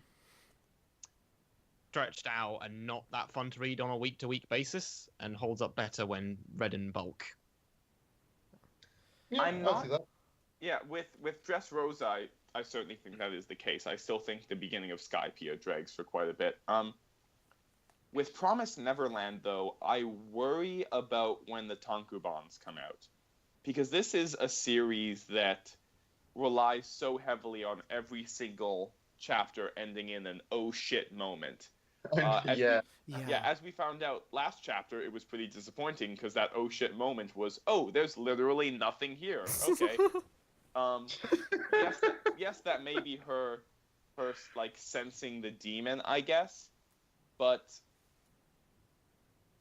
it's just that I wonder if that works as well when you're reading it through volumes. And I admit, we get interesting things in this chapter. The fact that there's a hierarchy of demons in this world, the fact that, we have the intelligent ones, we have the still intelligent ones that are serving the higher demons, and then that we just have rabid ones that are like animals that they refer to as beasts. I think that's very interesting. That's a very interesting revelation. It's just, I worry about how this series is going to keep its readers hooked if every single chapter has to end in a twist, and that stops feeling like something to look forward to and more something that starts to drag on the audience a little bit. Also, I'm not usually the one to harp on the artwork, but now that Promised Neverland's turned into kind of an exploration series, we kind of having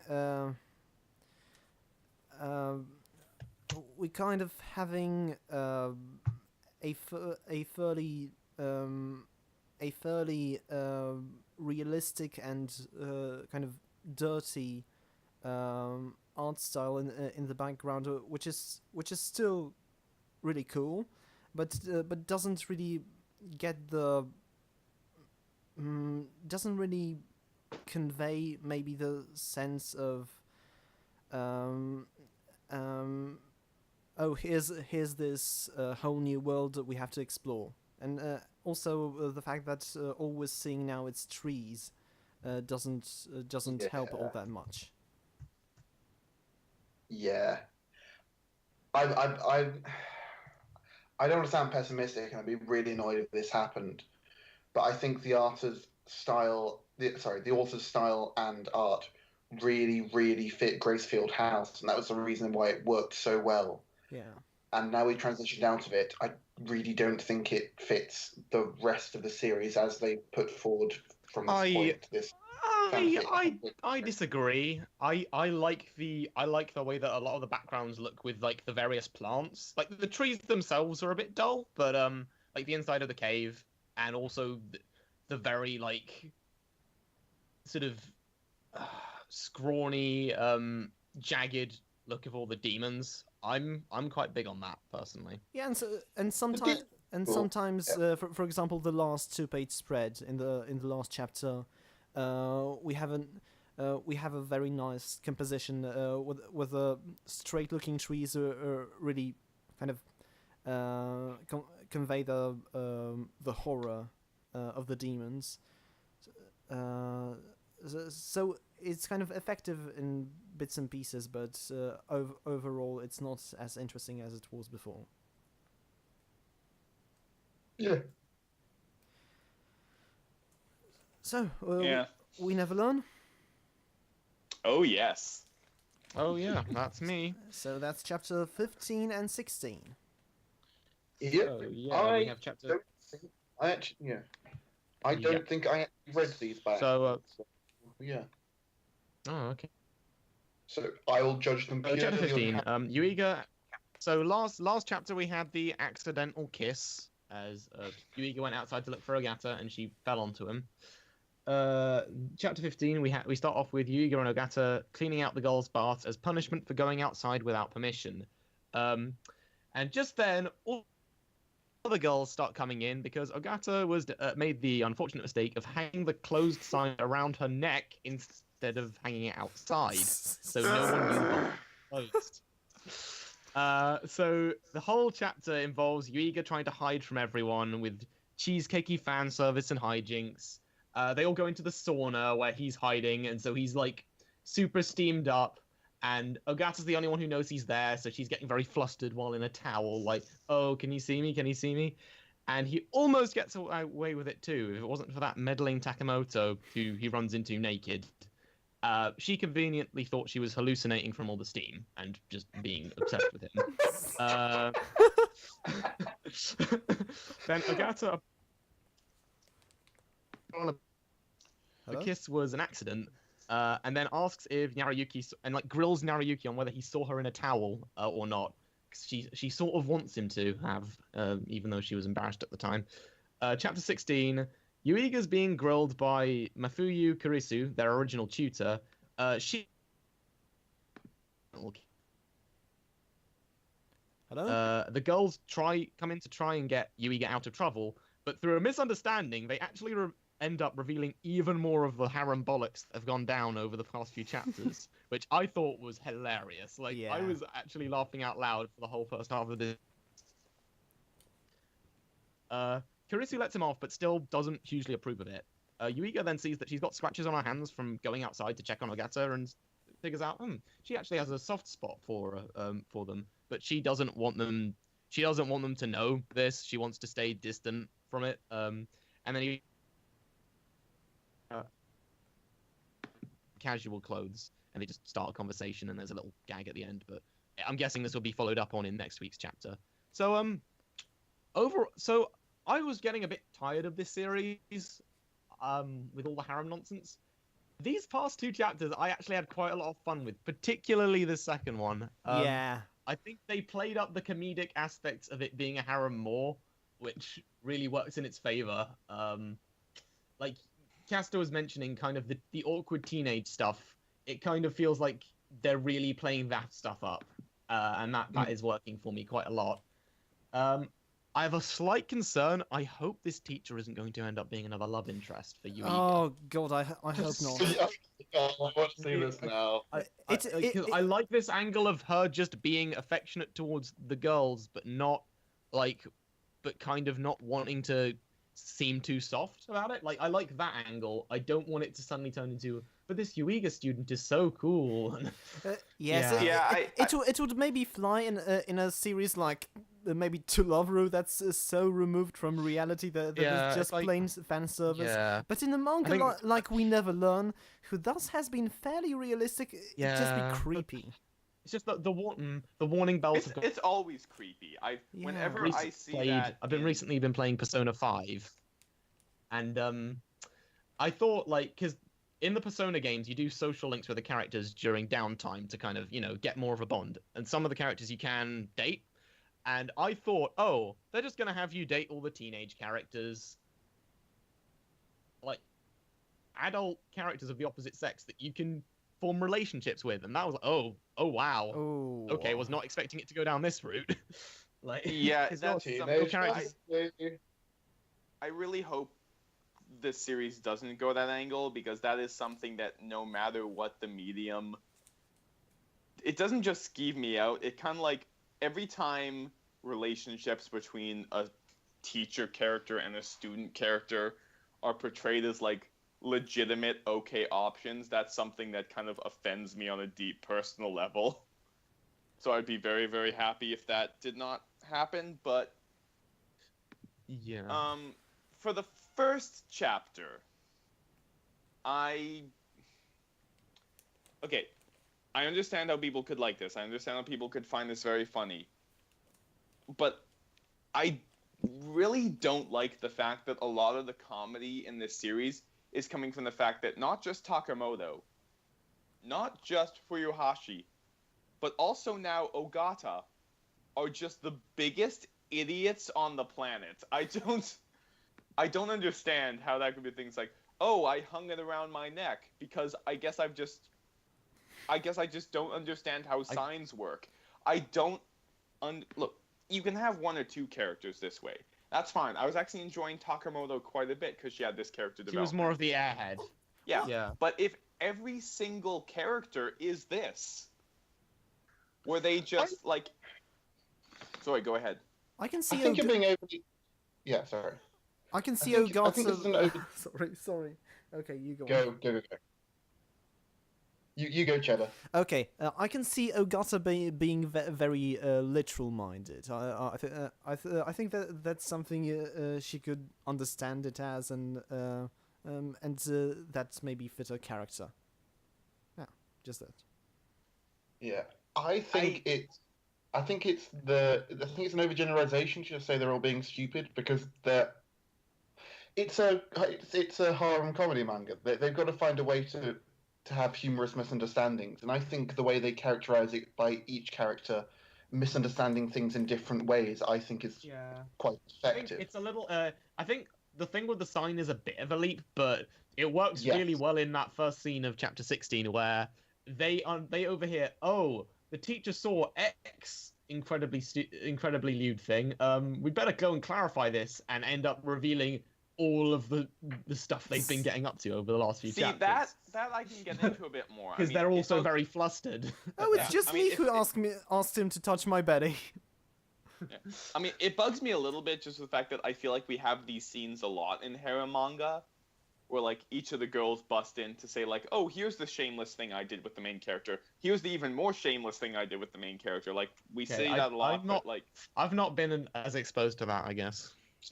But like I'm not complaining about it that much. It's not like there are certain jokes that are just like only for one series. You can do that one, it's fine.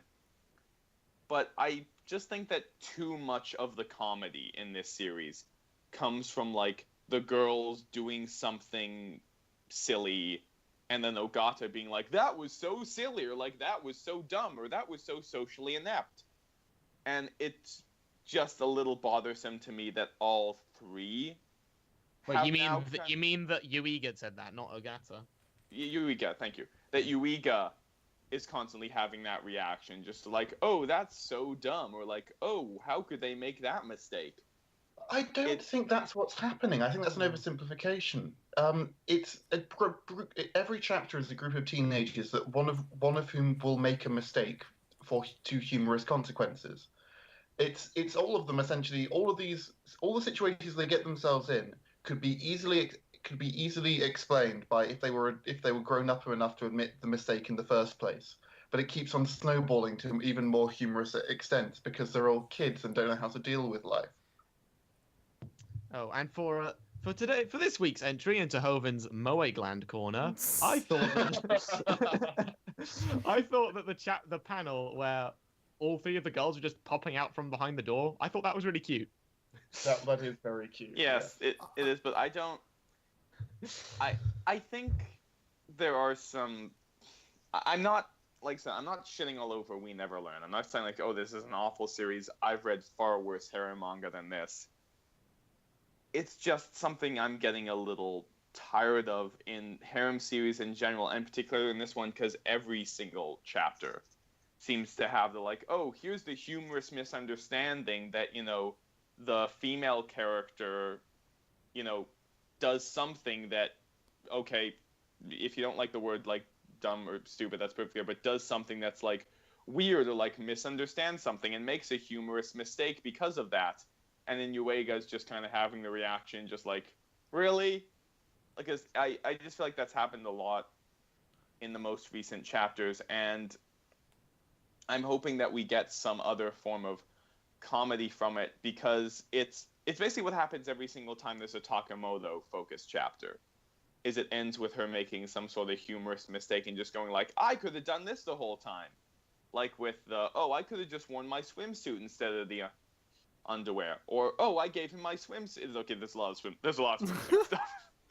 I could have just relatable for teenagers. It's them realize in the heat of the moment messing up, and they realize, why didn't I think of this? But it's the same thing over and over and over again. And if you don't mind that, then that's perfectly fine. I fully admit this is a personal issue for me. It's not for everyone. Yeah, it's not for everyone. I think if you're just sort of looking for We Never Learn to fulfill that, that harem humor and stuff like that, then yes, We Never Learn is perfectly good for that. I think my issue is just I started to get higher expectations for it as it went on, and it's not really living up to that, instead of just sort of doing the very classical harem comedy that I've seen a million times before. I think it might just be a personal thing, because I also know that aspect of humorous misunderstanding chapter is something I quite enjoy, and I think We Never Learn does it pretty well, and doesn't push it to the limit of that would never happen in real life. Because like with the one because especially with the one in the baths, Ogata never admits she's wrong, to the point where at the start of the series, where she got a 3% score and then got a 0% score, she kept on insisting that Yuigo had been marking it wrong every single time. And so her refusing to admit she was wrong, and then instead of saying just like, hey, I forgot to put the sign up, you all got to go outside because not only am I cleaning this, but Yuigo is cleaning this, and so don't come in here naked, would have solved the entire issue. But instead it's just like, no, you can't come in here because the sauna is hot, guys. I don't have a problem with that aspect of it. My issue is just the whole like, oh, I hung the sign around my neck. Okay. Like that to me is a little over the top. Okay, guys, I think we've discussed it to death, so Dr. Stone. Yeah, Dr. Stone. I'm just also going to mention that you know the way women's trousers are drawn in this manga. It kind of looks like they're wearing a thong over them. Have you noticed that? What? Trousers? Trousers. I have not seen this. Do you happen to have a page in mind? Yeah, it's the third page in the fourth page in the in the latest chapter, I think. Do you mean their skirts or? No. Yeah, because there's no one wearing pants. Well, okay. So the next page. Shit, I can't No, count. no, other than Uega, nobody wears pants until like the end of the chapter when we see the teacher in sweatpants. Yeah. Okay. Is Yukito wearing a thong? Okay. That's the former chapter then. The chapter Oh, 15. okay. Yeah. Right. Hold on. Uh, I need to find it in the jump now. and also there was a color spread. Oh yeah, I see what you're talking about. Yeah. Yeah, it's an odd artistic choice. Yeah. I've also seen it with the one Takamoto color spread, and I wondered, that's an interesting pair of trousers, and now I kind of see it more and more. So, yeah. Yeah, the sweatpants do seem to cling remarkably well. Yeah, it looks more like they're wearing panties and then have painted their legs in tracksuit colours. Oh God. Why do we always have really these weird. conversations when we come to this manga? All right, so let's move on to the series where no one wears panties. Dr. Stone. Hey, if that character could create high heels in the stone world, maybe, just maybe, they figured out underwear, guys. Well, I'm really curious about whether they'll ever bring up the idea of how do we make a primitive bra. Hopefully not. So, Dr. Stone. Am I doing this They one? should. Who's doing this one? you are. Alright, I think. so, unless Kastor wants to. I mean, Kastor didn't get to do One Piece, Yeah. so. I still have not had my coffee. I'm very fine on only doing one series this week. Okay. Okay.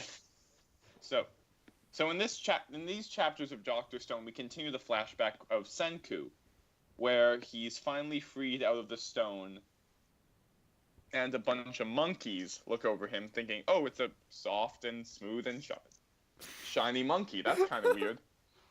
So he walks around the stone world, not quite taking in the horror that I probably would at seeing a bunch of stone dead people, but just instead like, all right, I'm gonna try and start creating things. We get a hint that Yuzuria's specialty might be her dexterity and crafting. Yeah. Oh no. I'll save it for the end, but we got a hint that it's something entirely different, and I'm very angry about it. Okay. So he starts to make tools, he starts to make rope, he makes fire, he tries hunting a deer and fails hilariously, but eventually he catches it with a trap and he eats it, and then he finally gets clothes proclaiming that he's a human. He makes his shelter in the next chapter, finds Taiju in an absolutely excellent panel. It's a small, but it's when he first sees Taiju and you can see his eye almost watering up as he finally sees his friend. Yeah. It's amazingly drawn. So he tries to think of the different ways that the world could have turned to stone in 3 very hilarious ideas involving aliens, an evil dictatorship, and a virus. He puts Taiju in a cave for safekeeping, hoping that the nitric acid will work to bring him back. It doesn't, and continues to experiment along the way.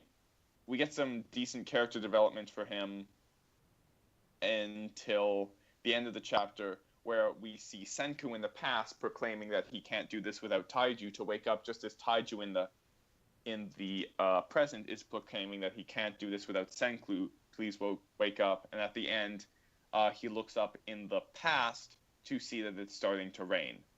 But apparently there's something else, because I don't think he would have that oh shit reaction to like, oh, right, rain exists. Why am I shocked by this? So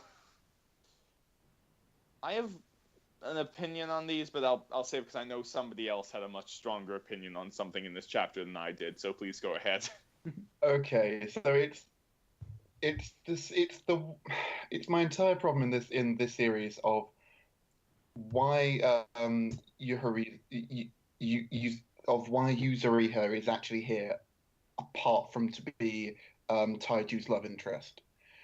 and by portraying her as this like, oh, she's really skilled at handicrafts and things like that. To me, it's just like handicrafts is an unfortunate thing. Like, if you want to say it's an unfortunate term to use, because if you want to say that she was good at survival or good at or like had a really good knowledge of nature, that would be good. But handicrafts implies homemaking. And I really, really don't want Yuzuriha's main skill to be like, oh, I'm the perfect housewife. We're gonna see Yuzuriha in the next Danganronpa game. It's like Yuzuriha skill, ultimate homemaker. I'm like, oh, this is awful. Hello, Yeah, after the last time we did this, I'm not going to get into another Dr. Stone feminism discussion. I am going to say that if that does turn out to be her specialty, yeah, that sucks. That's a really unfortunate thing, but Do they say handicrafts in the official translation though? I believe they she's with you so here's the actual quote. Or Yuzuriha with her dexterity and handicrafts club experience. Oh. Yeah, because if you think back to like handicraft clubs at school, they were all either make useless things or sort of generally know your way around a house type activities. Yeah, so I didn't have handicrafts clubs at school at all. I wanted home economics because I wanted to learn how to cook, but they didn't have it at my school. And it's like, damn it, I wanted to take this course. Learn how to cook in high school? That sounds awesome, even though there's a ridiculously sexist background to this course. But no, yeah, you can teach me to cook my own lunch for free. This sounds amazing. Yeah. But the thing about these two chapters, and I like them both. I like Senku quite a bit. I like seeing him on his own. I think it's very good. But at the place where this series is right now, it's weird. And I'm not going to say it feels like a waste of time, but there's not much in this chapter that we couldn't have guessed on our own. There's not a lot. Yeah, there's not a lot new in this chapter. I'm kind of waiting for the other shoe to drop of why they flashed back to this. What's like the greater reveal or the greater significance of it? Yeah, and it's the problem with flashbacking so soon into the past is there's not that much Senku could discover that we'd be like, oh, well, why wouldn't you have just told Taiju immediately? Like, I figure, like, that would probably be a very smart thing to do. Like, so there's not a ton that we can't figure out right away. That said, I still like it. Like, I still think the humor is very good in this. Yeah. Yeah, no, all the moment-to-moment reactions and stuff. Like, I love the goofy stuff of acquired belt, acquired, acquired fleece in the first chapter, and also his reaction to pouring. He's pouring like the nitric acid onto Taiju, and just like kind of he pulls this face of, well, this isn't working. Yeah, a really detailed face. Yeah, that's certainly a face that could compete with. Remember the time when Souma had his duel against Azon, and yes. and everywhere in Jump, there were goofy faces all around. Yeah. So yeah, Also, I like these chapters a lot because it's good to see after some chapters focus on Tsukasa and Yuzuriha. It's good to see the bond between the two protagonists kind of solidified in a way. As you've mentioned, Jonah, the little panel with the reaction to seeing Taiji for the first time. And the last 2-page spread. Yeah. Mm-hmm. It's good. I actually have to go right now. So you guys can keep going. I'll mention just real quick.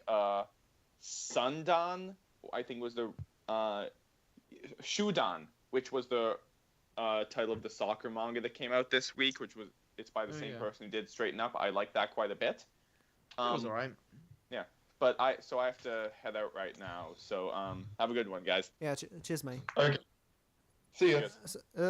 Is that a new Jumpstart? New by the way? Jumpstart. Yeah. Oh, yeah, it yes. is. Oh, Yeah, I hadn't heard of it. that's Yeah, a shame. I haven't read it, but yeah. I could do a quick little summary of it once. Yeah. Sure. But basically it's just. I'll just mention that now that I actually look at Senku's physique after the first chapter, he actually does look like a nerd, as opposed to how he was shown in the very first chapters with a surprising amount of muscles. Mm. I'm also very concerned with the amount of about the amount of pixelization that was shown when he was first nude. Like, good for him, but I'm not entirely sure why so much emphasis was put on it. All right. Also, can we all that's the influence of Sunken Rock. Oh. Yeah. Also, can we all appreciate the fact that the writer of the story had to have his protagonist interact with monkeys that couldn't understand him to get dialogue in this chapter? I think we can all feel a small bit of kinship with that. Yeah. All Yeah. right. So the new is series.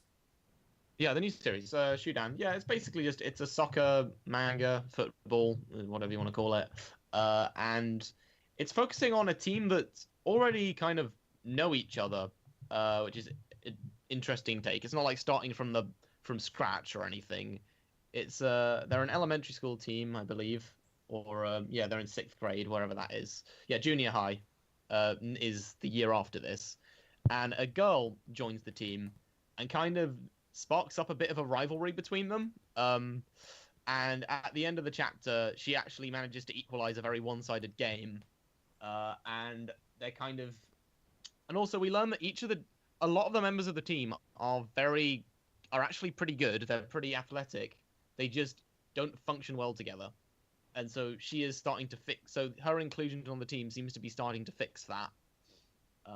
So yeah, there's not really a big hook or anything, but it's just kind of a good read, I guess. Like, it ends on a satisfying note, gives us a cool situation.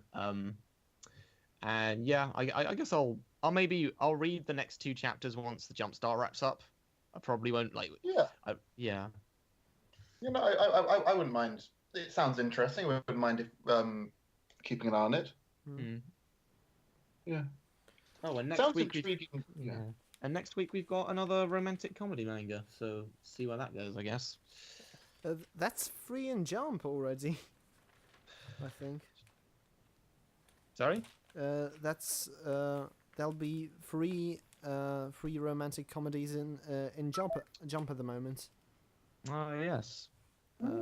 Along I guess We Never Learned's not really shown it's able to. Yeah, keep We its- Never Learn kind of went just a straight up harem. I guess Maria Exholic is kind of still. I haven't kept up with that, but that seemed to fit Neither here. have I, and I was the most positive on it. Oh yeah. This new one has a very pretty art style. From what I can see of this picture in the coming next week page.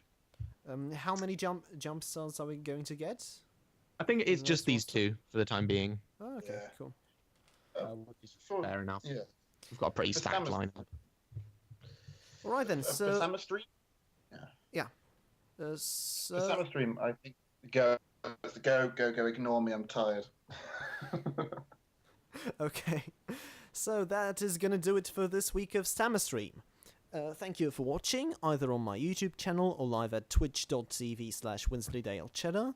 We usually record on Mondays at noon Eastern Standard Time, 5 p.m. GMT, 6 p.m. GMT +1, and what is the time zone you're currently in, Barnaby? And 2 a.m. GMT +9. Okay. You can follow me on Twitter at @WensleyCheddar for updates on the stream, on Penganta, Friendly Faces Everywhere, Iffy Reviews, World Triggered, and many other things. Follow Milo at Hovin with an H for anime waifus, Cabal Hijinks, and Cabalcast, which is definitely going to come. Follow Dr. Nova at Jonah Loves Snow for his WMR Choose Your Own Adventure game, the link to which you'll find in the YouTube description below. And follow Kastor at Kastor UK for absolutely fuck all. Be sure to visit our One Piece RP forum, One Dream Adventure Reborn, to write some lovely stories with us and hang out to talk about manga in general. odar.conforums.com is the address. Anything you guys want to plug? Not really. You know, follow my Twitter feed at your own risk for whatever comes to mind at any given point. For the Yes, election coverage, obviously. Hashtag Milo's election coverage 2017. Yeah, remember to check it out. You'll literally just find a bunch of tweets that happened on that that month. The night that it all happened, and nothing else. Yeah. If you search that, but yeah. Yeah, that was an interesting day. Yeah, you'll just continue it. You'll have to continue the election coverage for the whole year. Oh. All right. Well, I'll just I'll just go over to my friend's house, get really drunk, and watch the news with them every night. Okay. This will be the new Cabal cast. All right then. So, once again, cheers for watching, and see you next week. Take care. Bye. Bye.